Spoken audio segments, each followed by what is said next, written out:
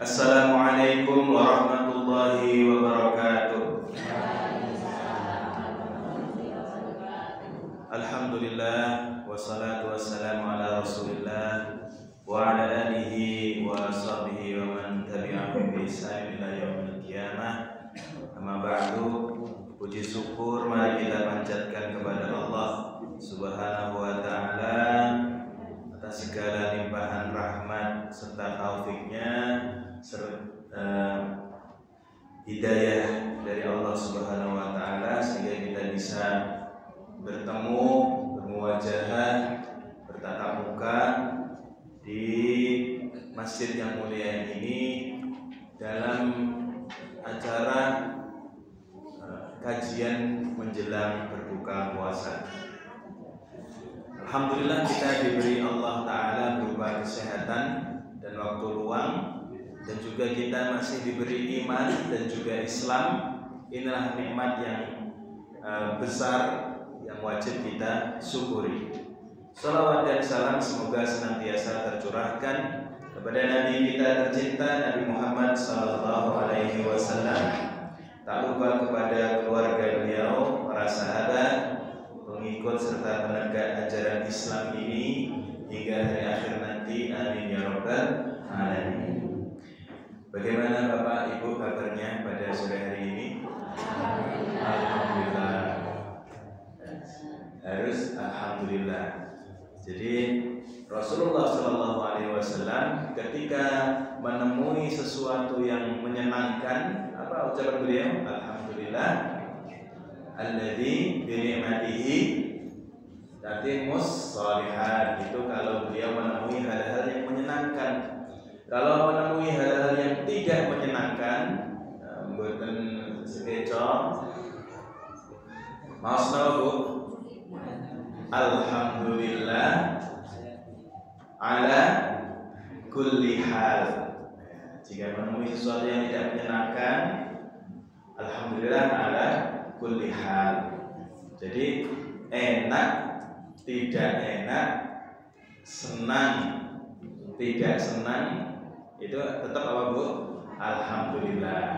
Ala kulli halin, artinya apa ala kulli hal? Alhamdulillah pada setiap keadaan. Jadi alhamdulillah ini merupakan kalimat yang agung, kalimat yang besar. Hendaknya kita tetap mengucapkannya di waktu susah maupun senang. Tapi ini mudah diucapkan atau teorinya mudah. Prakteknya gimana Bu? Kalau menemui kesusahan, ya itu sebagian memang kita dianjurkan innalillahi wa inna ilaihi raji'un.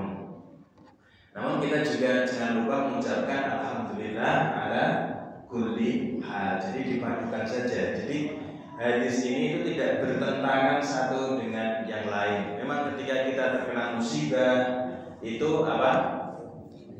Innalillahi wa inna ilaihi raji'un. Ditambah tentang ini, hadis tentang ini, berarti ditambahi apa? Alhamdulillah ala kulli hal. Karena di sebalik musibah, di setiap kesusahan itu ada apa?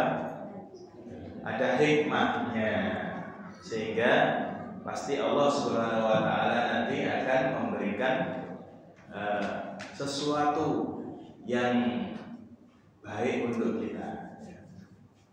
Karena demikian Bu, bisa jadi engkau itu menyukai sesuatu tetapi itu tidak baik, dan bisa jadi kita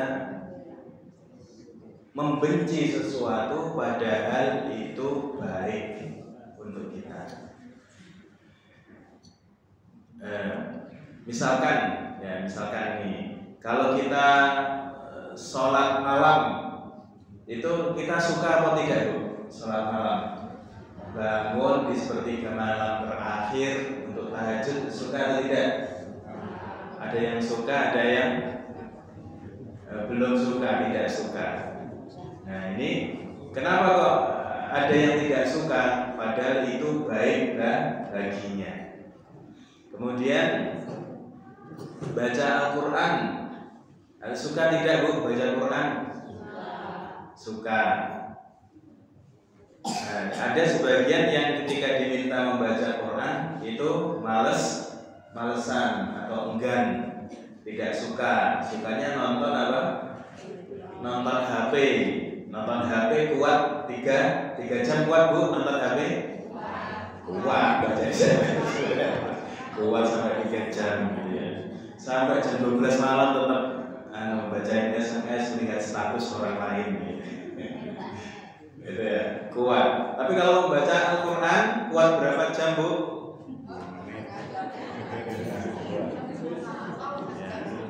Padahal membaca Al-Quran itu lebih baik bagi kita, gitu ya. Aneh memang ya, kalau sesuatu duniawi itu begitu mudahnya, tetapi kalau urusan ukhrawi itu begitu ngantuknya ya. Itu kalau tadarus malam jam 9 sudah apa Bu? Sudah ngantuk, matanya sudah berat membaca Quran. Nah, begitu pulang ke rumah ambil HP, baca terus sampai jam berapa Bu? Jam 12 malam, Masya Allah. Nah, itu dia. Oleh karena itu, ringan atau tidaknya suatu ibadah itu ada kaitannya dengan senang atau tidaknya kita dengan ibadah tersebut. Nah, ini kalau baca Quran hanya kuat 1/4 jam itu tandanya suka atau belum? Jadi ngakunya suka. Jadi memang semua orang boleh mengaku, tapi harus ada buktinya. Apa buktinya? Baik, alhamdulillah kita oleh Allah Subhanahu wa taala dipertemukan di bulan suci Ramadan dan alhamdulillah beberapa hari ini kita puasa. Ini alhamdulillah puasanya bareng Bu ya. Antara yang menggunakan hisab sama ru'yah bareng ya. Alhamdulillah bareng. Nah, biasanya kalau puasanya bareng apa Bu? Biasanya idnya nanti yang tidak bareng. Tapi alhamdulillah kita doakan saja semoga bareng Bu ya. Amin ya rabbal alamin. Karena kalau bareng itu lebih apa? Lebih enak, lebih nyaman. Tidak yang satu puasa, yang satu makan ketupat, yang satu masih puasa. Yang satu sudah ini ya. Jadi yang satunya takbiran, yang satunya belum, menunggu besoknya. Ini. Tapi ini adalah sudah dikehendaki Allah Subhanahu wa taala Ibu, Bapak sekalian. Karena apa? Masing-masing pendapat itu punya dasar yang kuat dan yang menggunakan hisab, perhitungan. Itu dengan yang menggunakan ru'yah, melihat hilal secara langsung itu juga dua-duanya kuat dalilnya. Yang penting kita apa? Berlapang dada, saling menghormati. Nah, ada hikmahnya Bu. Apa hikmahnya hari raya? Ada yang hari misalkan besok itu tanggal berapa ini? Ada yang tahu Pak besok hari rayanya tanggal berapa? 21, 20 atau 22 ya. 21 kalau bareng 21. Kalau tidak bareng bisa jadi ada yang genapkan 30 hari. Nah, jadi ada hikmahnya. Apa hikmahnya? Hari rayanya umat Islam itu menjadi lebih apa? Lebih lama. Kalau hari rayanya umat yang lain apa? 1 hari, gitu ya, 1 hari. Nah, karena orang Islam ada 2 pendapat, jadinya liburnya 2 hari. Gitu. Ambil aja hikmahnya Bu. Jadi kalau ada perkara-perkara seperti ini, kita ambil hikmahnya, ambil positifnya. Itu bisa memanjangkan umur, Pak. Insya Allah kalau kita ini sering berpikir positif, ya, itu juga mempengaruhi apa? Kesehatan. Karena kalau hati ini sehat, itu insya Allah anggota badan juga sehat. Tapi kalau hati ini punya penyakit, pikiran ini juga stres, itu apa? Penyakit pada berdatangan.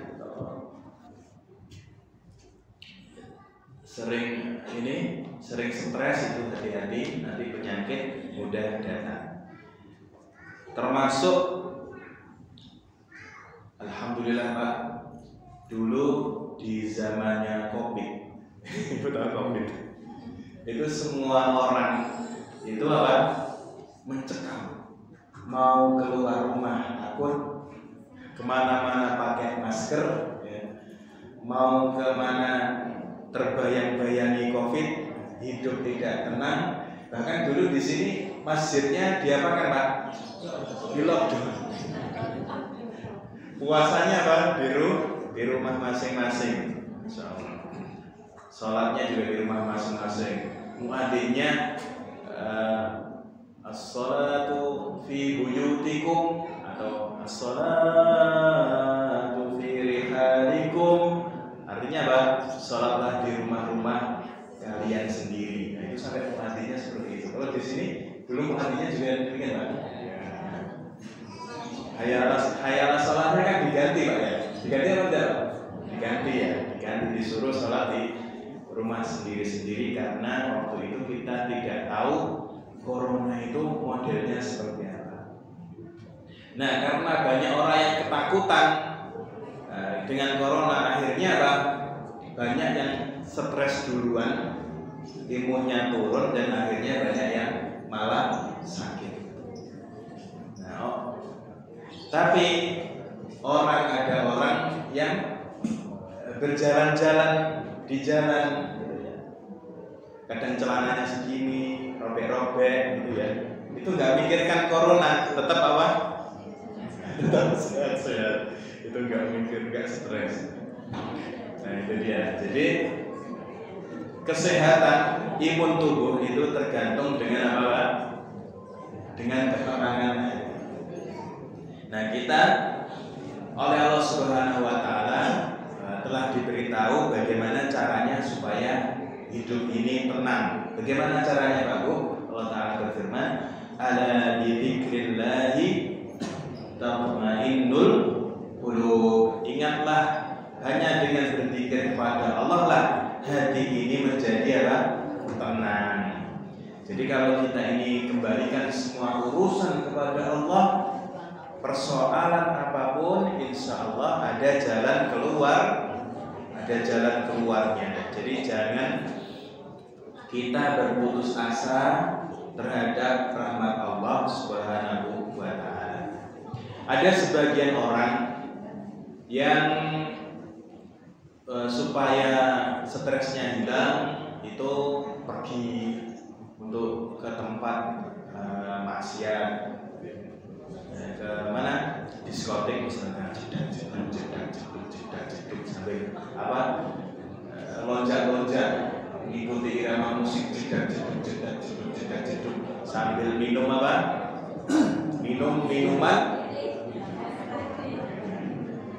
Minuman es teh,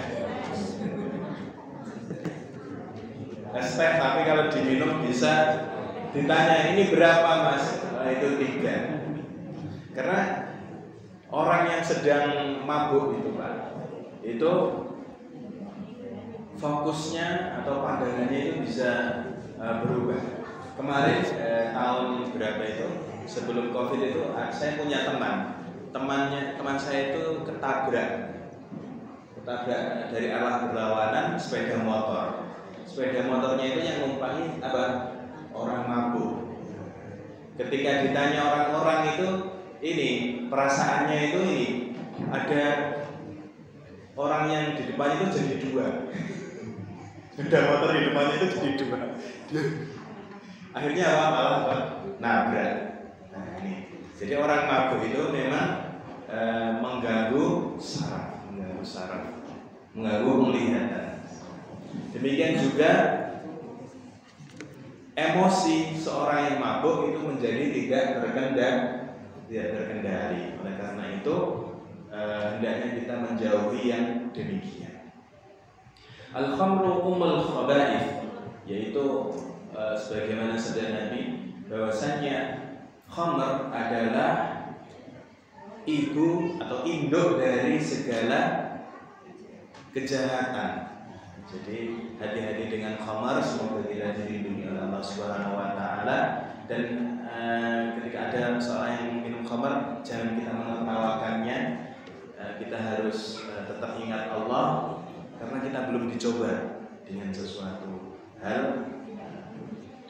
Karena kalau orang itu menertawakan seseorang berbuat maksiat, kok kita tertawakan, kita jadikan bahan ejekan, itu khawatirnya kita nanti akan mendapatkan ujian yang serupa. Maka ketika ada orang yang bermaksiat, itu hendaknya kita jangan mengejeknya. Doakanlah kebaikan dan mintalah kepada Allah dengan doa na'udzubillahi min dzalik. Janganlah Engkau ya Allah jadikan aku seperti yang dzalik. Dzalik itu yang demikian. Oleh karena itu ketika melihat orang yang bermaksiat, ya kita harus mendoakannya. Kalau melihat kemungkaran, maka ajaran dalam ajaran Islam ini yaitu bila melihat kemungkaran hendaklah engkau rubah dengan tanganmu. Kalau tidak mampu dengan lisanmu. Kalau tidak mampu dengan Dengan Pak? Penggalih. Dengan hatimu. Jadi kalau kita melihat kemungkaran, yang paling lemah iman adalah orang yang mengingkari di hati.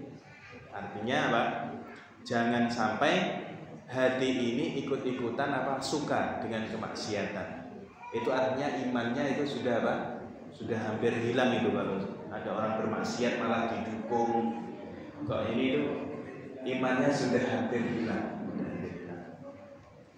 Oleh karena itu, marilah kita di bulan Ramadan ini benar-benar berpuasa. Tidak hanya berpuasa menahan lapar, tidak hanya puasa menahan haus, tapi juga menahan Pak? Ya, selain menahan syahwat juga menahan lisan. Selain itu menahan menahan penglihatan, menahan pendengaran. Jangan ketika puasa malah nguping. Seneng Pak? Nguping atau mendengarkan gosip-gosip terkini di kampung ini. Pasti ada seseorang yang dihabiskan. Kalau digibah itu ada perumpamaannya, yaitu seperti memakan daging saudaranya sendiri. Jadi ghibah, membicarakan keburukan orang lain, itu seperti memakan daging saudaranya sendiri. Jadi hati-hati waktu puasa-puasa sudah ghibah, berarti sudah makan. Walaupun tidak membatalkan puasanya tetap jalan, tetapi pahala puasanya itu tidak sempurna, berkurang, tergantung kadar ghibahnya. Semakin ghibah, maka semakin mengurangi pahala berpuasa. Jadi dalam hal puasa ini kita juga hendaknya menjaga lisan dari perbuatan ghibah. Kemudian ada lagi yaitu namimah. Ibu-ibu, bapak-bapak sudah sampun ngertos apa itu namimah? Namimah itu adu domba. Adu domba itu di sini adalah kata kiasan, bukan berarti kambing jantan sini sama sini diadu. Ayo itu enggak. Adu domba di sini adalah memprovokasi dua orang atau lebih seorang muslim yang bersaudara supaya mereka bertengkar. Itu namanya adu domba. Entah kenapa bahasa Indonesia ini ya, itu dinamakan apa? Adu domba. Adu domba itu, ya itu tadi, misalkan sedulur A sama B itu baik-baik saja, kita kompori si A, si B itu gini-gini, si B kita kompori si A itu gini-gini, akhirnya mereka apa? Padu. Nah itu namanya namimah. Namimah atau mengadu domba. Nah, kalau di media sosial, di YouTube, di HP itu hati-hati dengan channel yang dia itu isinya mengadu ustaz, mengadu domba saja tidak boleh, apalagi mengadu apa? Ustaz. Itu bagaimana mengadu ustaz di media sosial?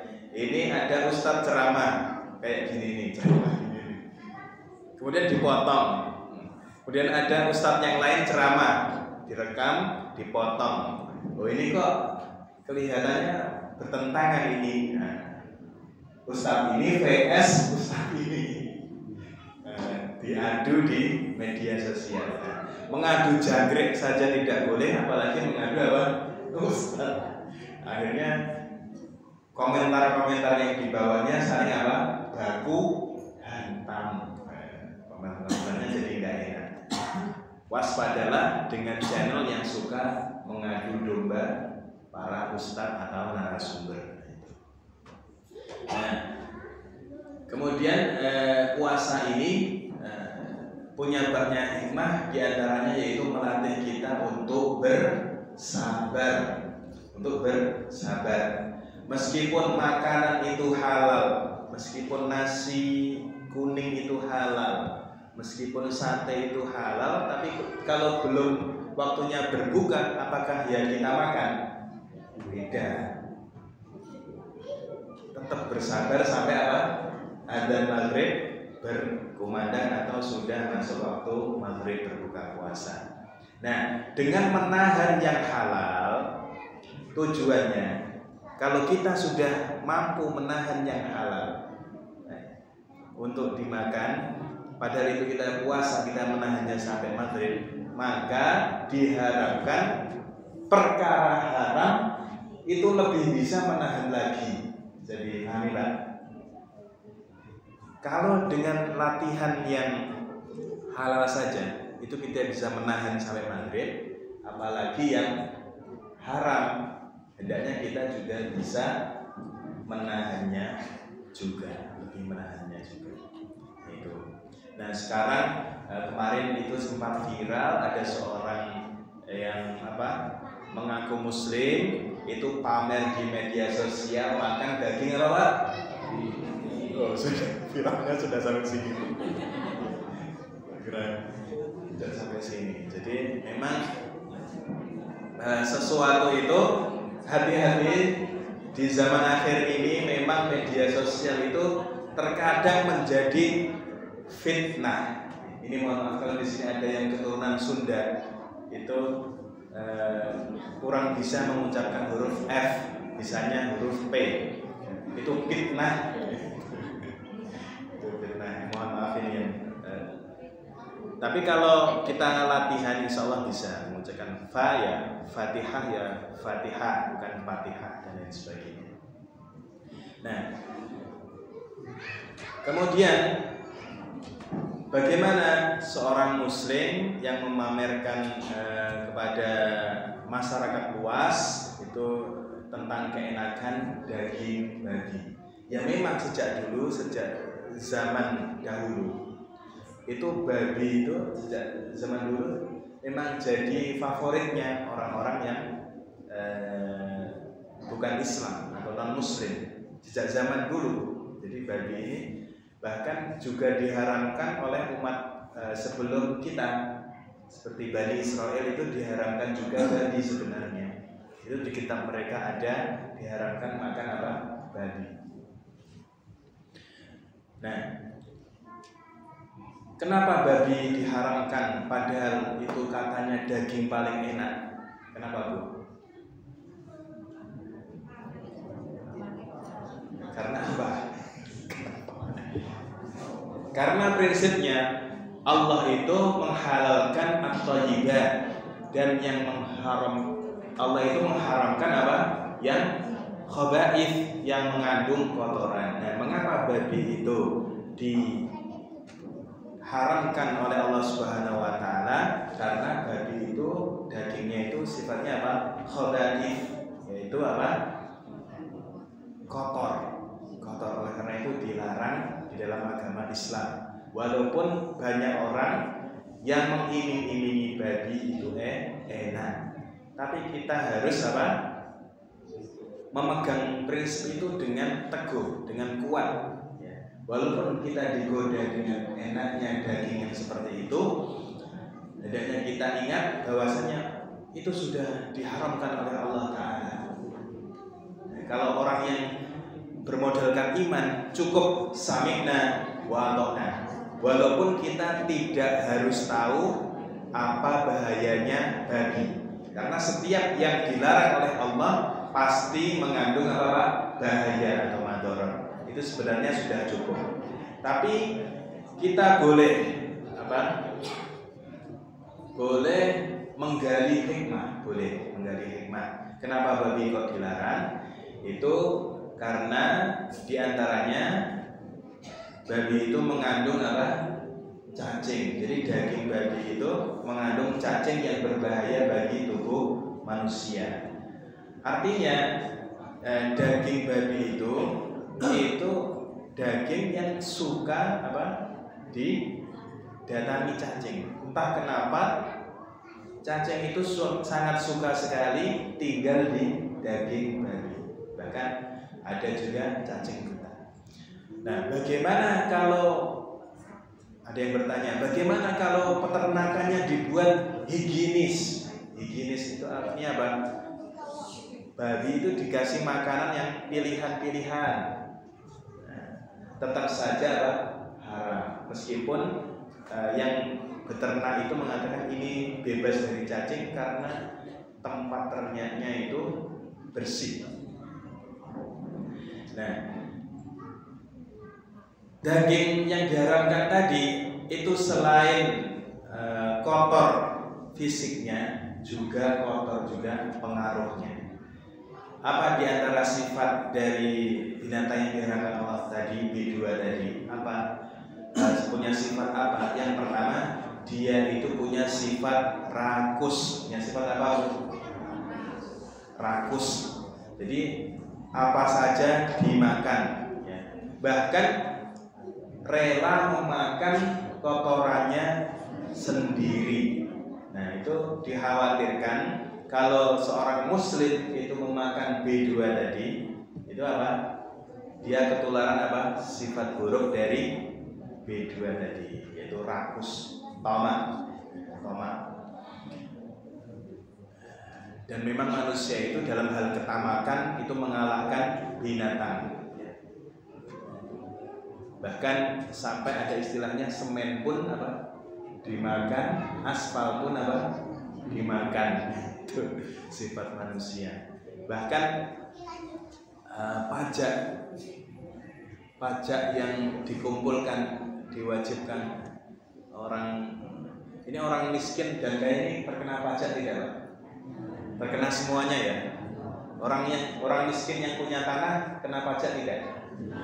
Orang miskin yang makan di warung yang ada PPN-nya itu terkena pajak tidak? Terkena, semuanya terkena.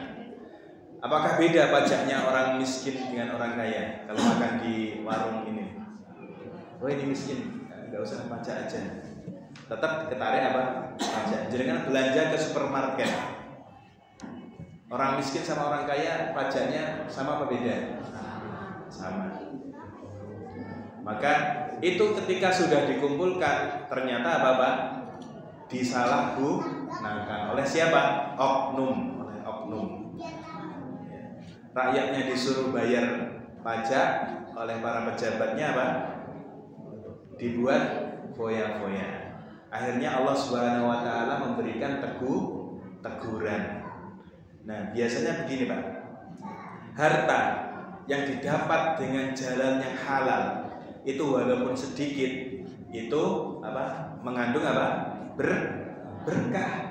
Tenang, anaknya tidak neko-neko, ya, anaknya tidak macam-macam, keluarganya, istrinya setia, suaminya juga setia, anak-anaknya juga berbakti. Itu akibat dari hartanya yang dimakan adalah harta yang halal. Kalau harta yang dimakan adalah harta yang syubhat, bahkan yang haram, maka walaupun itu banyak orang sila memandangnya, itu biasanya ada masalah kalau tidak di anaknya yang apa? Pola. Makanya ada istilah apa Pak? Anak pola, bobok keperada. Ya itu. Jadi itu kalau orang mengalami seperti itu, hendaknya dia segera sadar, ingat bahwasanya jangan-jangan harta yang selama ini yang dia kasihkan kepada anaknya, kepada istrinya, itu adalah harta syubhat dan haram. Hati-hatilah. Nah, oleh karena itu Rasulullah SAW ketika mengajarkan doa kepada para sahabatnya, itu tidak pernah Rasulullah mengajarkan, wahai sahabatku berdoalah dengan Allahumma inni as'aluka malan kasiran. Apa? Malan kasiran itu apa? Mal itu apa? Harta. Kafiran itu apa? Banyak. Ya, kafiran itu banyak. Maka ada kalimat jazakumullahu khairan kasiran. Jazakum, semoga Allah membalas engkau khairan dengan kebaikan, katsiran yang banyak. Ditirukan oleh orang Indonesia menjadi apa? Terima kasih banyak. Maksudnya apa? Jazakumullahu khairan katsiran. Semoga Allah memberimu balasan dengan apa?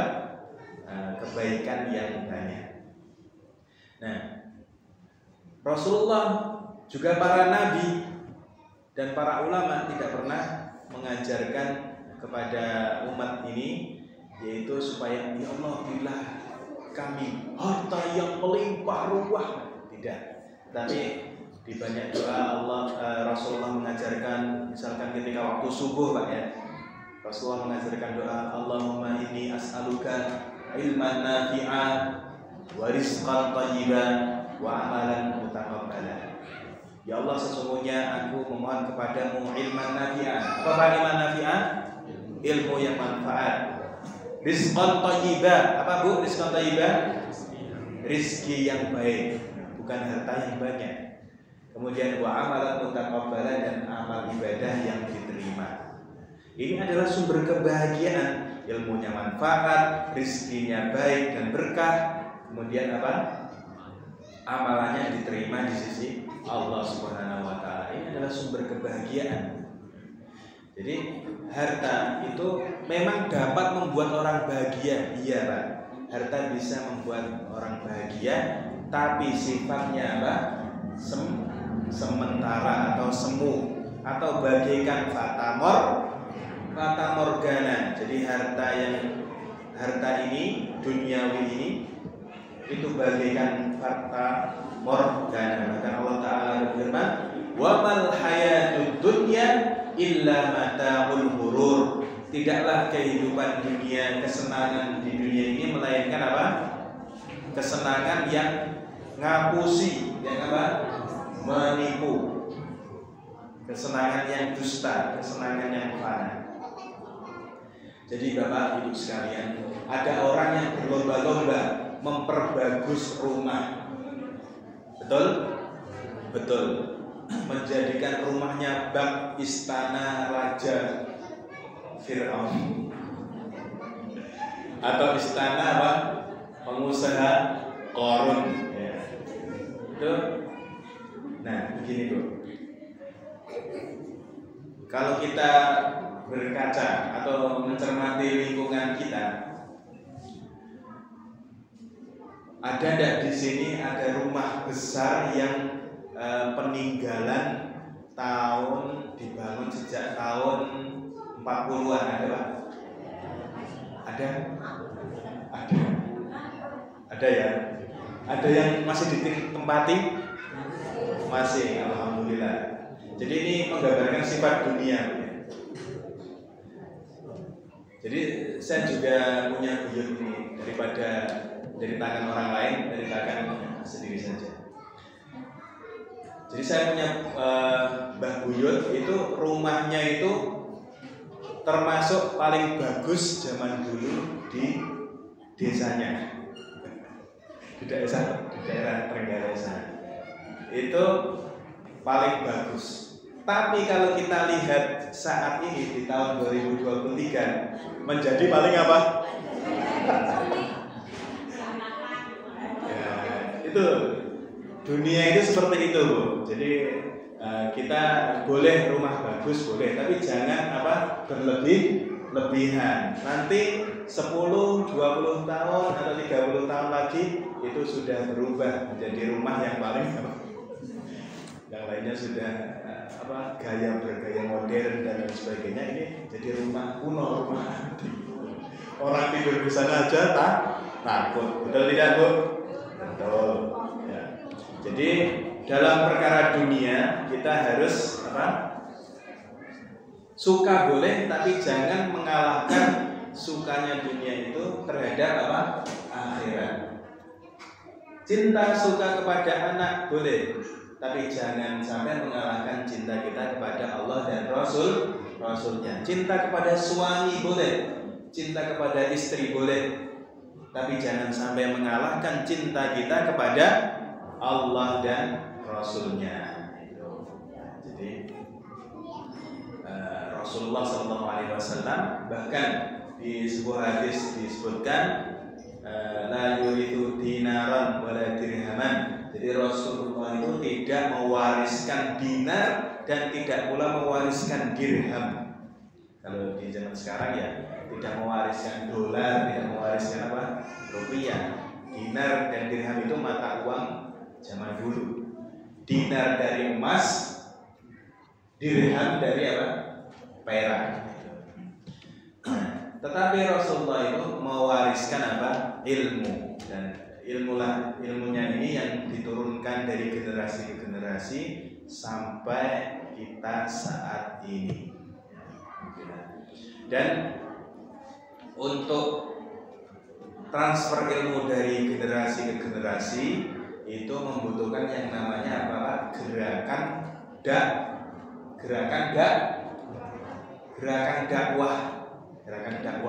Dakwah itu artinya apa, Pak?